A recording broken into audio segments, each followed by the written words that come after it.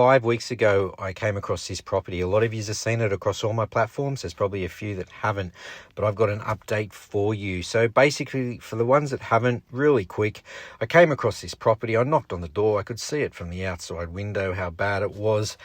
He finally came down, let me in. Took about 10 minutes to chat to him, and he trusted me for some reason, and I got to get to work and cleaned up the bottom part of the house, just the lounge room, in that day.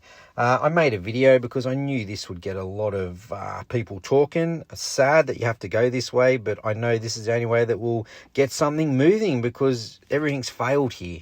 But anyway, I called out Parramatta Housing. You know my thoughts. I don't really need to get into that anymore. I just think it's disgusting, appalling, and they didn't do their job properly. Very simple. Had the correct interventions been done, welfare checks, whatever, never would have gotten to this point. Yes, he made the mess, no denying. He's put his hand up and said that. But there's a lot of trauma around this bloke, and there's clearly a lot of mental health stuff going on. And no one's perfect. Unless you are, come on. No one's perfect. Everyone deserves a chance. So I'm glad I came across him, because had I not, he'd be probably still there right now, and who knows what would happen. But anyway, we learn a lesson, hopefully. I called out the Prime Minister. People hammered me on that. I couldn't care less. I'll go to the top person, even if it's not their area. I don't care. You make the noise. You call him out and say, do better. Within 72 hours, he was moved from here. That was 24 hours too late, in my opinion. But anyway, I guess for housing, that's probably pretty good. So he was removed and put into temporary crisis accommodation.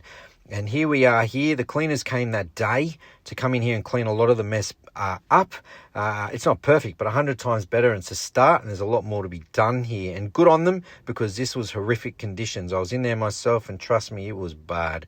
But anyway, he was in temporary accommodation. I visited him from the first day. I visited him a few times. I came around. I bought him clothes. I don't want to meddle for any of this, but I'll tell you from where I sit. People say I do it for the views and all that. I'll tell you something I don't. I forked out about $1,000 of my own money for a skip bin, for clothes and necessities that he needed when he was there. And I've just gone back and visited him today and bought him all stuff for his new bed that's coming, mattress, doona, pillows, all that kind of stuff. I even gave him a few bucks, to be quite honest, and said put it towards some food. And anyway, services are involved.